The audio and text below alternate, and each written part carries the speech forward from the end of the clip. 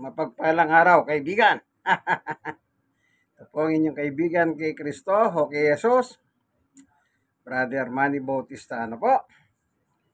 Minsan pa, ang salita ng Diyos ay atin pong babasahin mula sa poemen, ang Biblia ng mga pastor.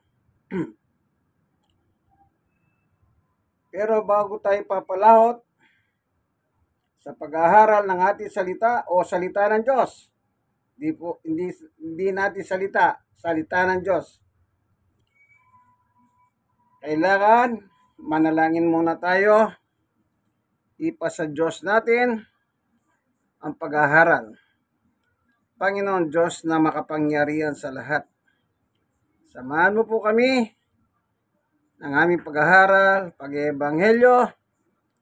Sa oras ito, buksan ang puso at isip ng bawat isa upang paginabangan namin ang iyong salita, sapagkat ang iyong salita ang siya pong katotohanan. Salamat po. Kung sakali ang mga nakikinig ng video ito at nanonood, kung mayroon silang dalang kabigatan sa buhay yung paghahanin, kung mayroon po silang iba't ibang mga suliranin o mga sakit, yung pagalingin po sila. Ito po ang aming lubos pagkakatiwala sa iyo at kahilingan sa ngalan ng aming Panginoong Yesus. Amen. Yan. Ako po si Brother Manuel Bautista, or tawag nila Manny o Yamani. Isa po akong orthopedic disability. Para inyo pong maintindihan po. At isa rin akong stroke nose. Isang araw lang ang pagitan niyan, yung aking pagka-disability sa tuhod at saka yung aking stroke. Ano po? Sa August ay magiging 4 na taon na akong may disability sa tuhod ko, yung gitna napunit. At yung stroke naman, yun ang nagpabago ng aking sulat. Nagbago, parang kinalkal ng manok. Tsaka yung aking pananalita, dahil yung dila ko naging sticky. Pero biyaya ng Diyos, nangyaring lahat yun at the age of 58 o anong 2019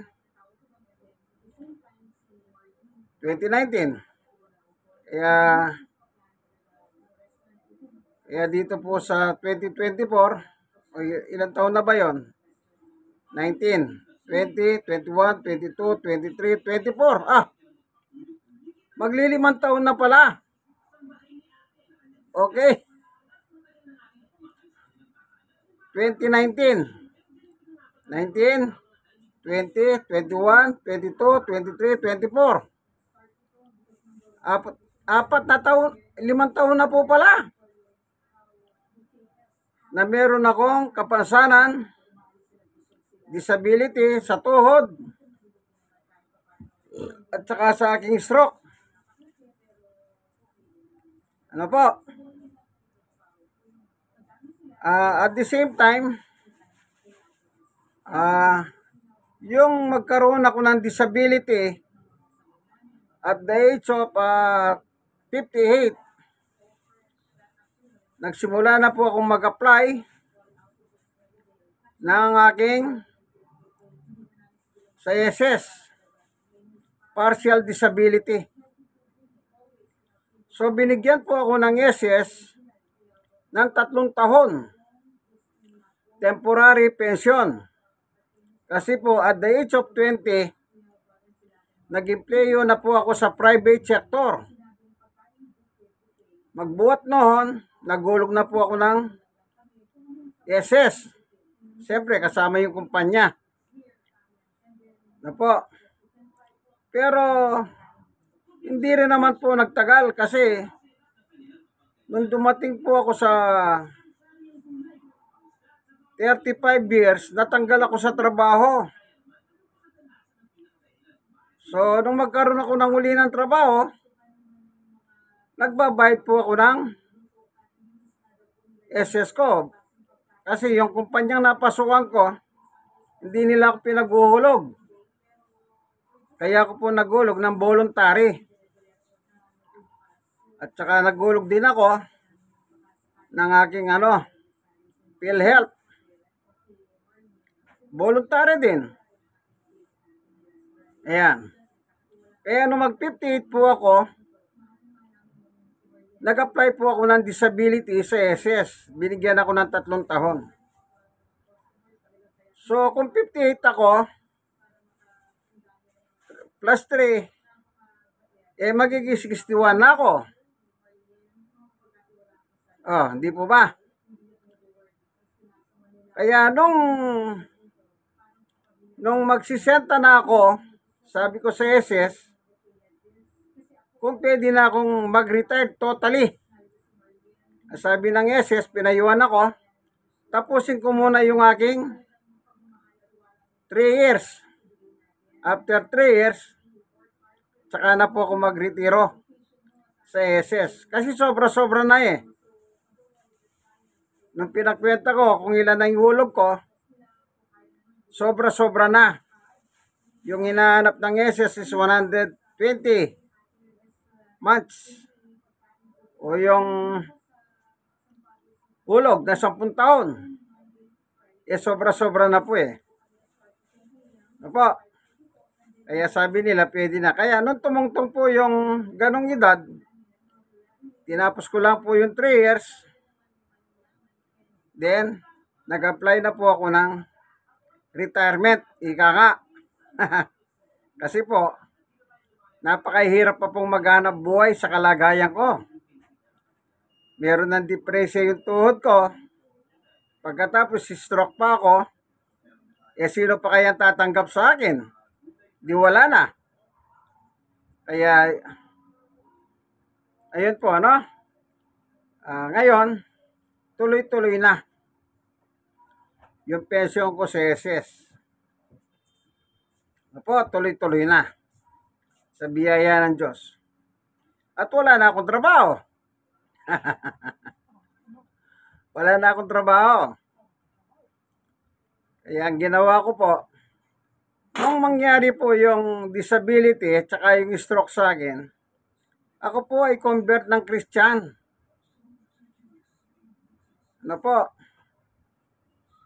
Convert na po akong Christian.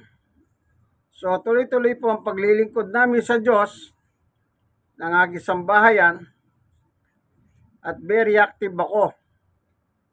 Alam niyo po, nung magkaroon ako ng ganito, hindi ko po sinisi ang Diyos. Kasi bago dumating sa akin itong ganitong karamdaman, yung disability at saka stroke, isa na rin po ako sa mga nagbabahagi na salita ng Diyos sa mga tao, sa public.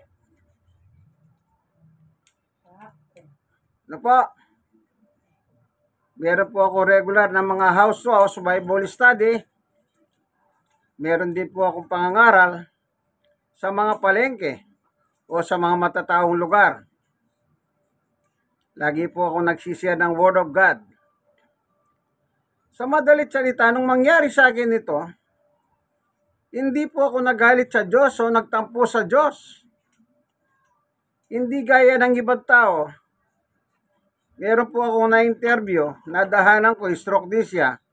Kasi nakikita ko po, may tungkod eh. Ang pangalan niya, Larry. 5 taon na siyang stroke. Sabi ko, halos pareho pala tayo. Tinanong ko siya, anong dahilan, ba't ka na-stroke? Ang sagot niya sa akin, pinarusahan ako ng Diyos. Sabi ko sa kanya, maling-mali ka. Hindi naman marusa ang Diyos.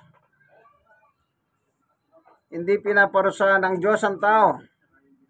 Kundi ang gusto niya, ang Diyos, gusto ng Diyos, tayong mga tao maligtas. Tinanong ko, ano bang ginagawa mo noon? Ba't ka na-stroke? Ano bang buhay mo? Yun po, nabubuhay siya sa sanlibutan, alak, sigarilyo, bisyo. Kaya sabi ko, yun ang rason kaya ka na-stroke. Dahil yung hindi mo disiplina ang sarili mo. Naging abuso ka sa bisyo, kaya ka na-stroke. Hindi dahil ang Diyos galit sa iyo kako. Kaya sinasabi ko po, kapag nagkasakit ka, hindi ka pinaparusahan ng Diyos. Hindi po. Kasi, tignan po natin ano. Babasa tayo. Dito po sa 1:3.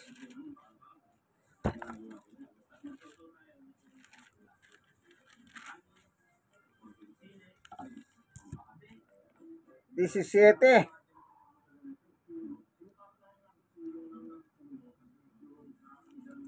Magnifying glass.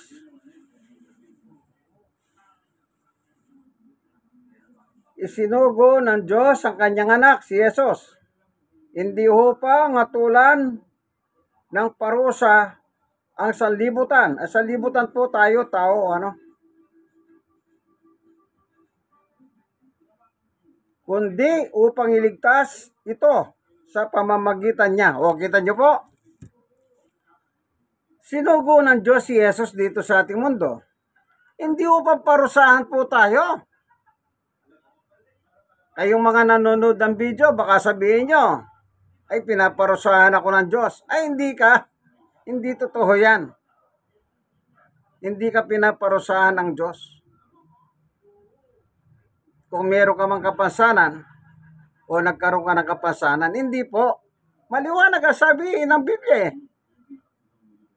Kaya sinugo si Jesus upang iligtas tayo, hindi upang parusahan.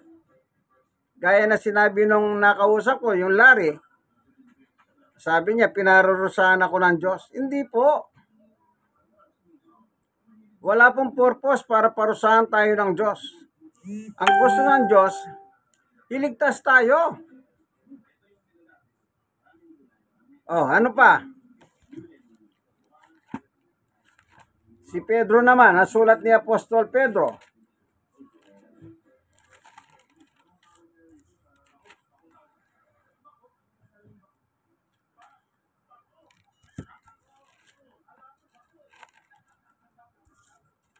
Ito po, hanapin natin. Oh. Unang Pedro 2:24. Sa kanyang pagkamatay sa krus, ang tinutukoy niya si Jesus. Pinasan niya ang ating mga kasalanan upang tayo mamatay na sa kasalanan at mamuhay ng ayon sa kanyang kalooban. Sa pamamagitan ng kanyang mga sugat, kayo'y pinagaling. Yun. Yung gusto pala ng Panginoong Yesus, hindi lang tayo iligtas, pagalingin pa sa ating mga sakit. Kanya lang, may mga tao po na mali ang unawa. Na nagsasabi, sila daw pinarusahan. At saka yung pagpapagalingan, gusto nila, ura-urada. Pag sinabi nila sa Diyos, Diyos ko, pagalingin mo po ako. Gusto nila ngayon din, gumaling sila. Alam niyo po, ang pagpapagaling, nasa pasya ng Diyos yan. Nasa Kanya tayo, tagay-iling lang tayo upang tayo pagalingin. Yun lang ang papel natin, umiling tayo. Pero ang Diyos pa rin ang magpapasya kung pagagalingin tayo kagad o kailangan maghintay pa tayo. Kagaya ko. Hindi ko sinabi kasalanan ko o galit ang Diyos. Hindi. Basta yung ginagawa ko, nung bago ko makaranas ng disability sa tuhod, at may stroke. Isang araw lang pagitan nun eh. Oh. Kung sa araw na ito, na disability ako, kinabukasan, bumalik din ako ulit sa ospital, doon ko nalaman na stroke din ako. Kinabukasan. Kaya isang araw lang ang depresya. Maglilimang taon na pala sa August 2024. Oh. Hindi ko sinisi ang Diyos. So akong ginawa ko po, kapag magpapacheck up ako sa ospital, abang wala pa yung tawag sa akin, kasi alam niyo po, pagka sa government hospital, pipila ka pa eh. Ang ginagawa ko po, sinishare ko muna ang turo at aral ng Panginoon sa Biblia. Sa mga waiting patient, kung saan ang mga naghihintay na pasyente, sinisiyaran ko sila para wag silang mahinip. Naranasan nyo pa po ang magpa-doktor sa government? Eh, lalo na po dito sa PGH. Madaling araw pa lang, pila na. Oh, isipin nyo po yan. Oh, kahit saan. Sa Gatandres, madaling araw pa, pila na. Yung nakapila po doon ng madaling araw, alas 5. Isipin nyo po yun, alas 5 ng madaling araw, nakapila na. Pinapangaralan ko po sila, sinisiyaran ko sila ng Word of God. Oh, sinasabi ko, pare-pareho lang tayo naghihintay para magpa-doktor dito. Para wag kayo mainip, sisiyaran ko muna kayo. Oh, kuminsan doon naman sa ospital ng Maynila, ganon din. Kailan lang, meron po ako dinalaw sa ospital ng Maynila. Kailan lang. Yung mga waiting station ng pasyente, pinasukan ko sila doon. Sinyeran ko sila. Kasi ano po yan eh. Salita ng Diyos. Ang importante, ibabahagi mo yung salita ng Diyos sa mga tao. May kapansanan ka man o wala. Basta kaya mo. Alam niyo po, ganito lang. Para lalo ninyong ma-appreciate ang kabutihan ng Diyos. Halimbawa, may sakit ka. Nagpunta ka ng ospital para magpatingin. Kwentuhan mo ang tao sa kabutihan ng Diyos na ginawa sa iyo. Yung iba, parang hindi nila kayang ikwento yung kabutihan ng Diyos kasi nagkasakit sila. Para ba sa tingin nila, pinarusahan sila ng Diyos pagkatapos ipapatutuo pa nila yung Diyos? Ay ako, hindi po ako nagalit sa Diyos. Hindi. Kaya ang ginagawa ko hanggang ngayon, tuloy-tuloy pa rin po ako ng pagbabahagi ng salita ng Diyos sa mga tao in public places, basta maraming tao.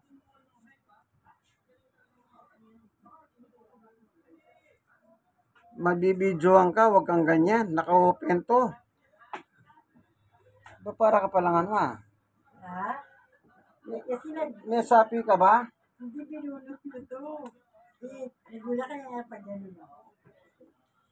Ang sabi ko sa'yo, wag ka lang nakalilis.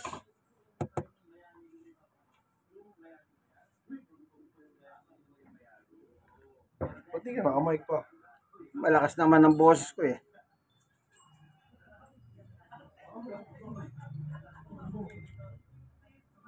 Kasi po, sige, tuloy tayo. Ako hindi ko po sinisi ang Diyos. Araw-araw ako nagbabahagi ng salita ng Diyos in public. Kasi retirado na ako sa trabaho eh. Kaya ang aking trabaho, magbahagi na lang ng salita ng Diyos. Yun na lang ang aking tatrabahuin. Magbuhat ng tinanggap ko si Jesus sa aking buhay. Oh. Magbuhat ng tinanggap ko si Jesus sa aking buhay. Yan ang nagbibigay lakas sa akin, si Jesus. Ayan in Christ alone. Siya po ang nagbibigay lakas sa akin. Kaya patuloy ko siyang pinapatutuho in public At ginamit ko na rin po ang social media kagaya ng YouTube. Kung yung iba nga po, kulto sila, mga ninganing silang magturo, ginagamit ang YouTube. Di mas lalo ako may karapatan gamitin ng YouTube. Ang aral ko, binabasa ko. Yung iba, hindi nga nagbabasa, nagkukwento lang eh. Ang dami nilang naloloko. Mas maganda na yung nagbabasa. Kaya kinukwento ko po yung aking personal. Nagsishare ako ng Word of God araw-araw. Yan na po ang aking pinakatrabaho. Total naman, di naman ako pinababayaan ng Diyos. Alam niyo po, sa ospital, tinatanong ko yung mga pasyente. Lalakad ako. Sa gitna nila, nakikita, naglalakad ako. Tinatanong ko sila, ano ang inyong nakikita sa akin? Meron ako sakit o wala? Aba nagsasalita ako, nangangaral ako. Sabi nila, wala. Mukhang wala. Sabi ko, meron. Meron din akong dalang dokumento. Pinakikita ko yung mga dokumento kong dala. Kasi araw din ang check-up ko eh. Pero yun nga po, ang biyaya ng Diyos. Parang wala akong sakit sa tingin ng tao.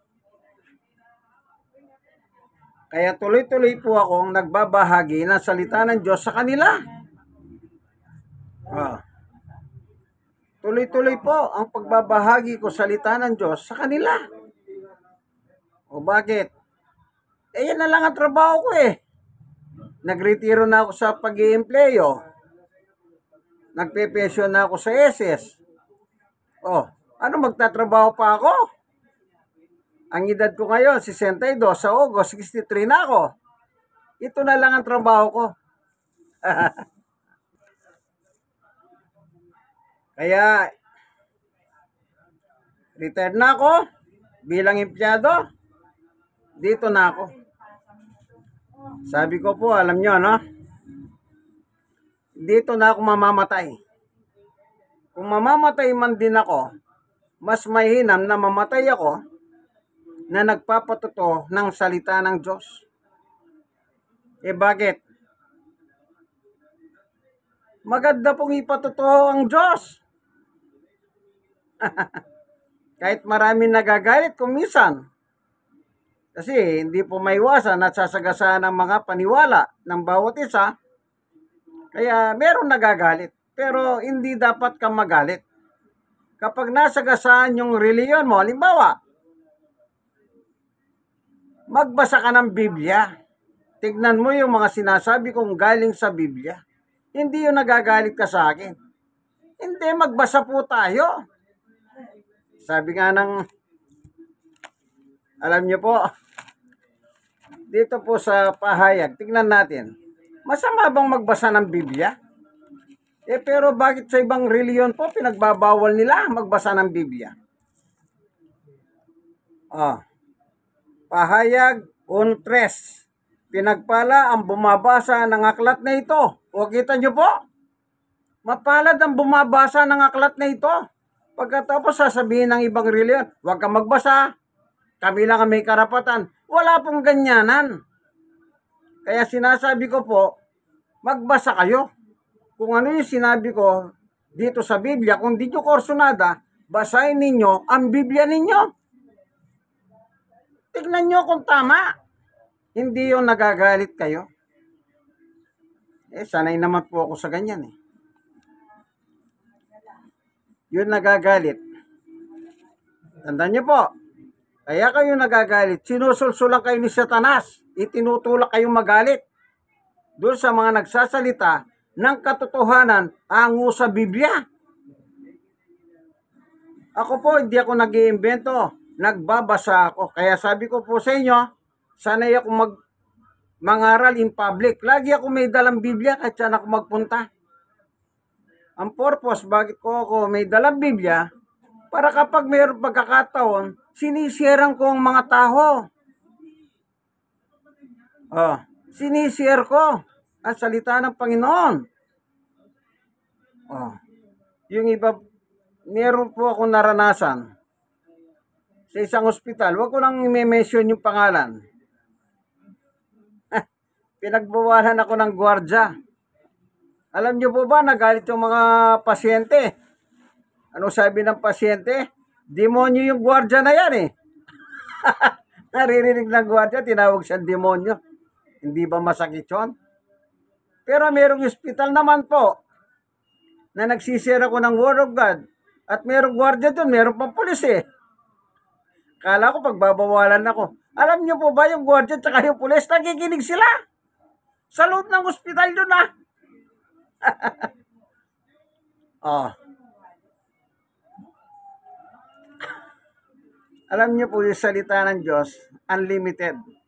Isang ospital din po, yung directress. Nakita niya po ako sa loob ng kwarto. Alam niyo ano po sabi ng isang directress ng ospital? Tama yung ginagawa mo. Nakita niya po yung chart ng pasyente. Talagang sabi niya, siyempre doktor siya. Kumbaga, wala na daw pong pag-asa yan. Pero maganda yung ginagawa mo. Sabi niya, binabahaginan mo ng salita ng Diyos. Nakita mo ba yung bag ko? Sipin niyo po, directress ha.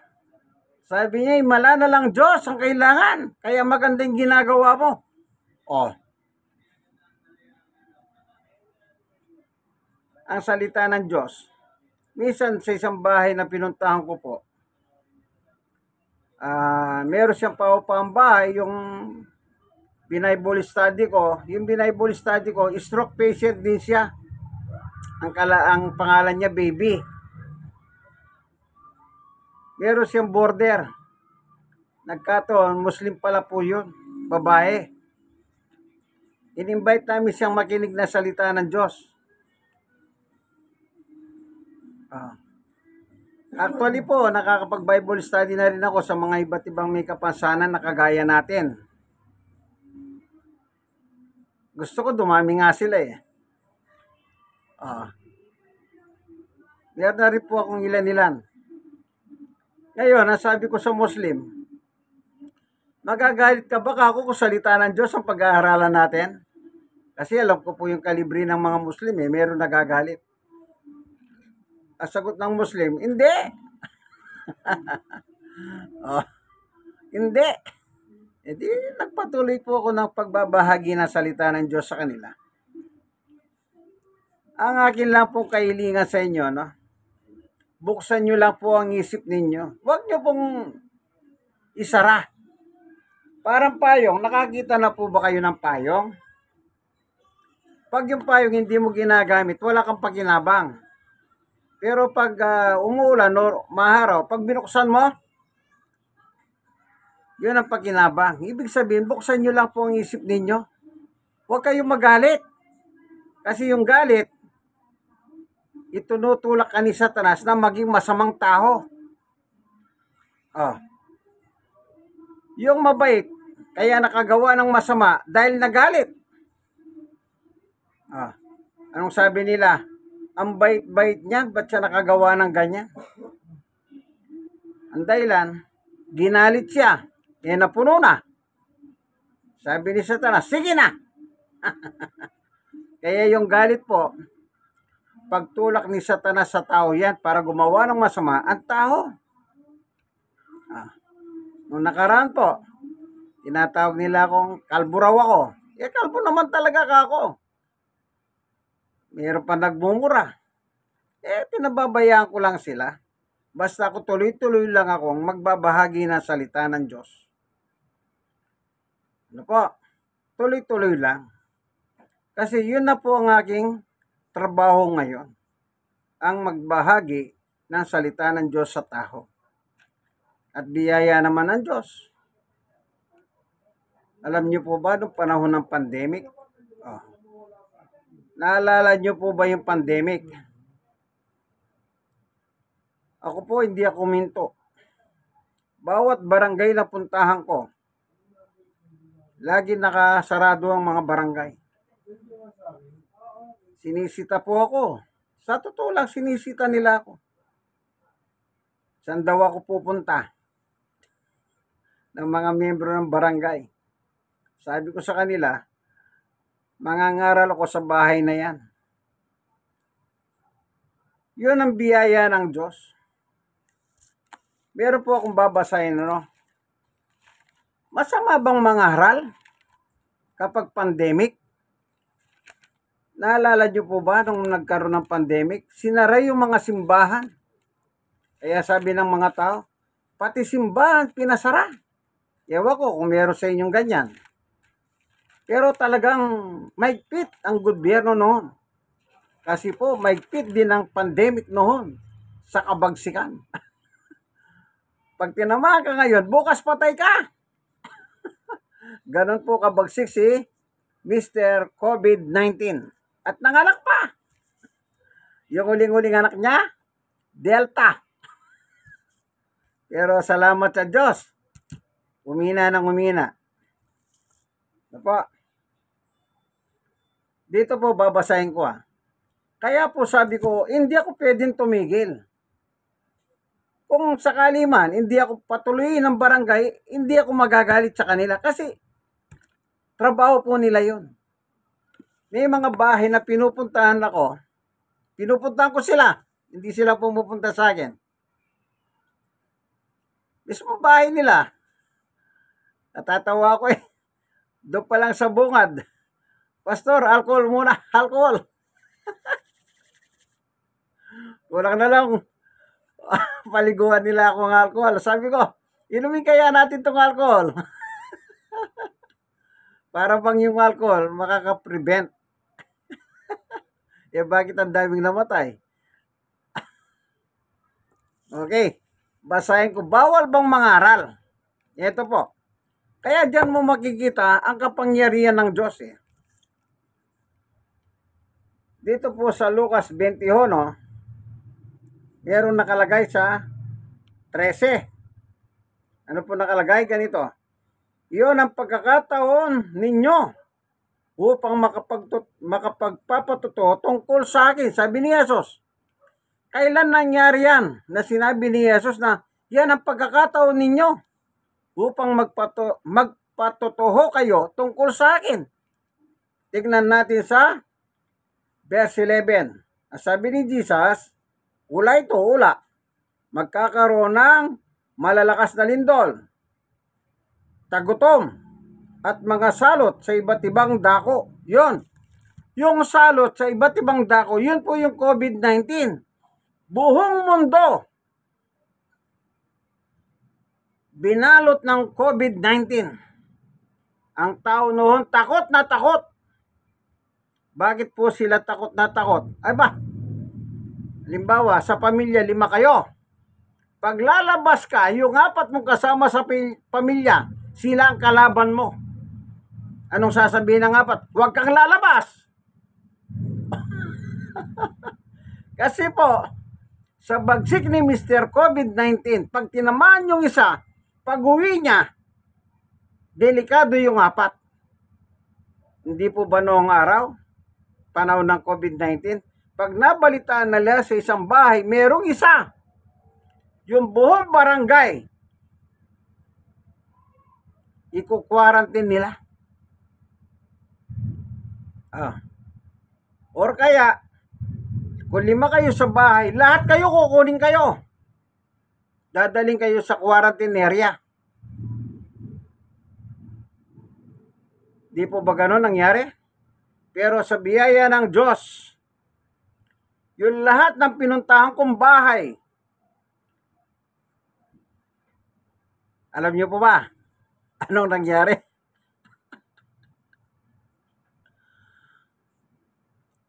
Tinamaan po sila ng COVID-19. Pero, hindi ko alam na COVID-19 carrier na pala sila. Tuloy-tuloy pa rin akong nagba-Bible study house to house. Na yung napunta akong bahay, meron palang COVID-19 doon. Pero biyaya ng Diyos, wala po ako. Hindi ako tinamaan ng COVID-19. Alam niyo po ba, nung umupa-hupa na yung COVID-19, kinuwento nila sa akin. Sabi nila sa akin, yung isang bahay, sabi niya, alam mo ba, pastor, nung pumupunta ka rito, sabi nila, meron sa amin. Alam niyo po, gusto ko sanang magalit sa kanila.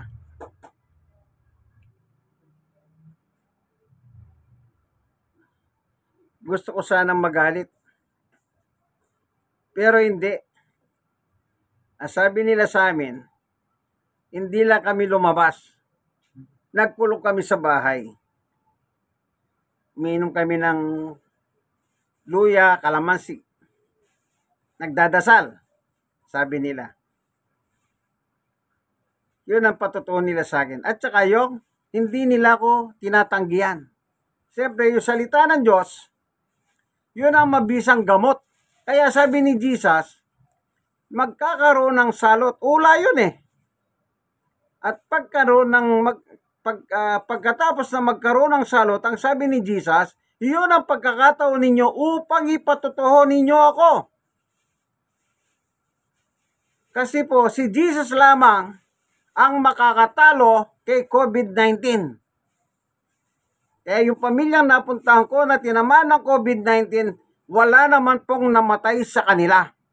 At hindi po sila nagpa-hospital. Kasi nga, yung sinasabi ko, kahit isa lang sa inyo, sa pamilya, kukunin kayong lahat. Dadaling kayo sa quarantine area. Makukulong kayo doon kung ilang araw. Lahat kayo, pag sususpetsahan na carrier kayo ng virus ni Mr. COVID-19. Oh. Ano yan? Himala ng Diyos. Kung wala salita ng Diyos. Oh. Kaya sila gumaling dahil mayroong salita ng Diyos. Pinagpipray ko sila. Yung pala, COVID-19 carrier pala. Pero biyaya naman ng Diyos. Walang casualty. Ligtas sila sa kapurihan sa Diyos. Yan po nagagawa ng pangangaral.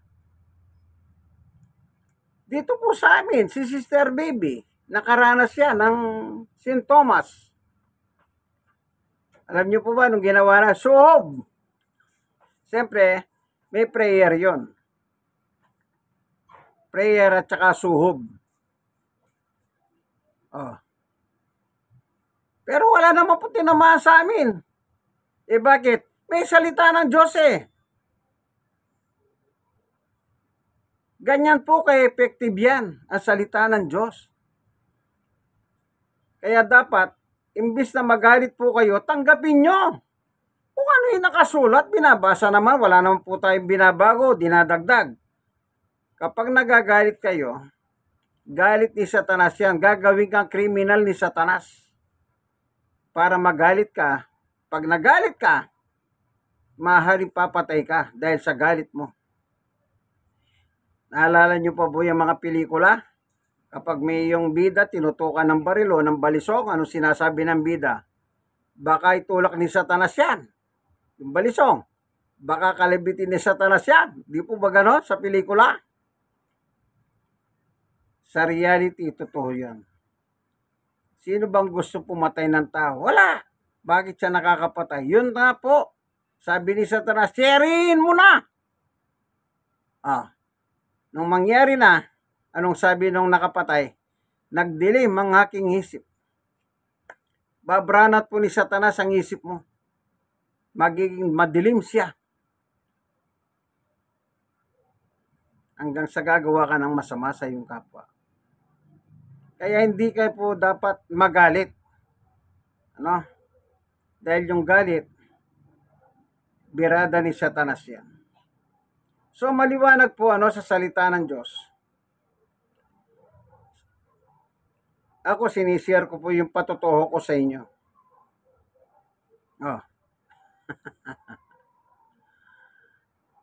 Magsi-63 na ako sa August.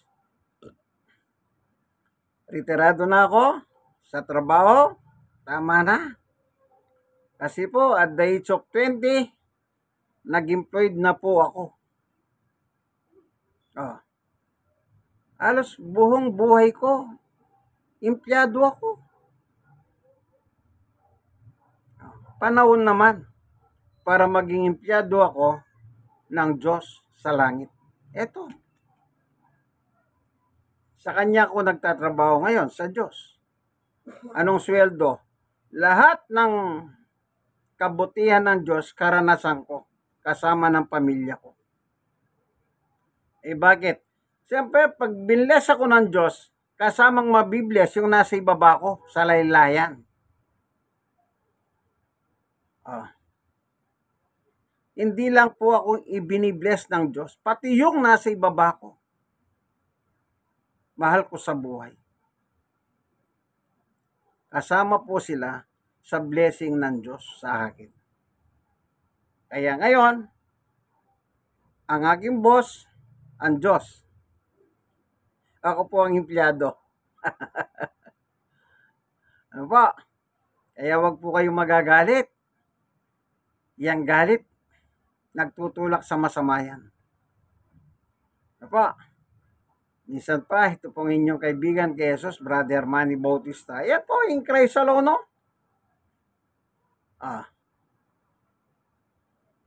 Ito po ang tunay na pagbubunyag ng katotohanan o salita ng Diyos mula sa poemen, ang Biblia ng mga pastor.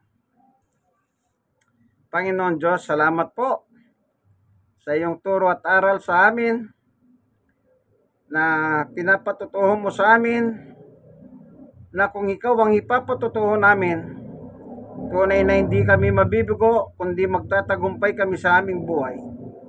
Salamat po sa ngalan ng Panginoong Yesus.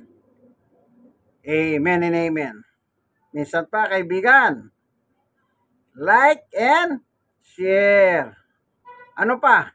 Kayo mga nasharean naman po, mag-subscribe kayo para po madagdag na po yung subscriber ko. Pwede po ba? Lambing ko lang. Amen ba? Siyempre naman, amen ka dyan. Minsan pa, ito pong inyong kaibigan kay Jesus, Brother Manny Bautista. Ang masasabi ko lang po sa inyo, lagi ka po kayong manalangin, magpasalamat sa Diyos sa lahat ng pagkakataon. Yan po ang susi. Ang i-connect nyo po ang buhay nyo sa Kanya. Kapag connected ka sa Kanya, connected ka rin sa pagpapala mula sa langit. Connected ka. God bless us all. Hanggang dito na lamang po. Bye-bye!